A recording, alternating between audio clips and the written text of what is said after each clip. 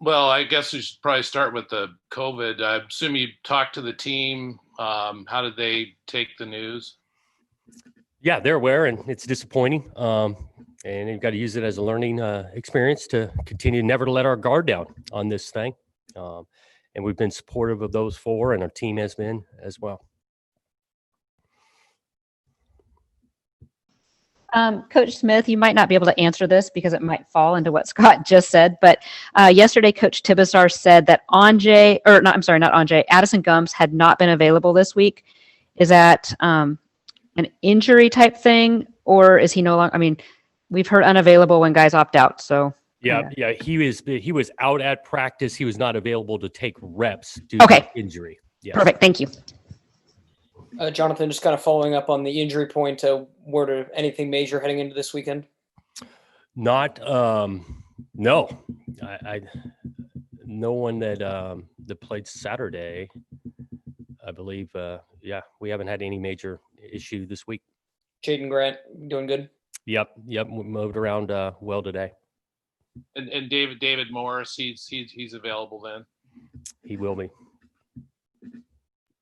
When Morris is available, what kind of, I guess, different element does that give this defense, having a guy like him back there? Well, anytime we've talked about it in our secondary, got some depth that we can rotate guys through, and those guys feeling like that whole position group wants to make a huge step game 1 to game 2, and because we didn't tackle as well and cover as well. Coach, how many players right now are traveling with you up to Washington? 74, which is the limit. When do you expect Mason Moran to be back in play? Yeah, he's still a week or two, I would imagine. I think he's getting his cast off. I don't know exactly, but it's still another week or two. With it looking like Tago's off the roster and Gum sounds like he's still out, is there anybody else who could work their way into that linebacker rotation? Well, yeah, I mean, with Ham, Anjay, Riley Sharp, John McCartan, Isaac Garcia, you're going to see all 5 of those guys. Jonathan, obviously you've known, this season that there's going to be bumps along the way. I'm just wondering, when you found out that 4 players weren't going to be available, just what went through your mind?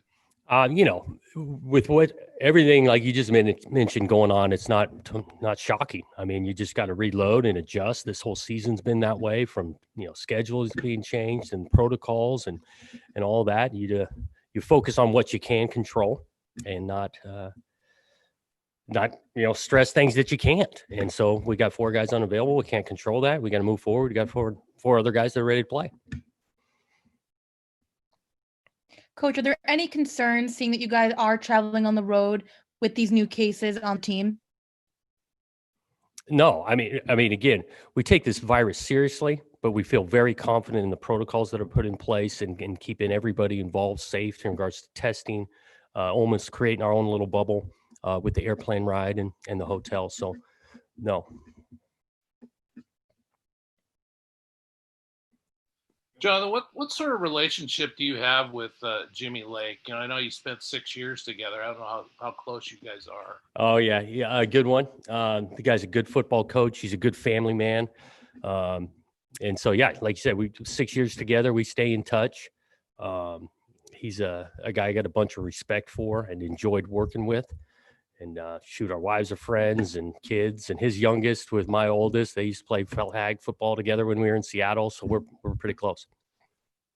Well, given that you guys are pretty close, you feel like there's a little bit of poker going on this week between the 2 of you? That's Jimmy, no question. I mean, he won't even talk about his starting quarterback or what they're going to do on offense. I mean, that's totally Jimmy. Yeah.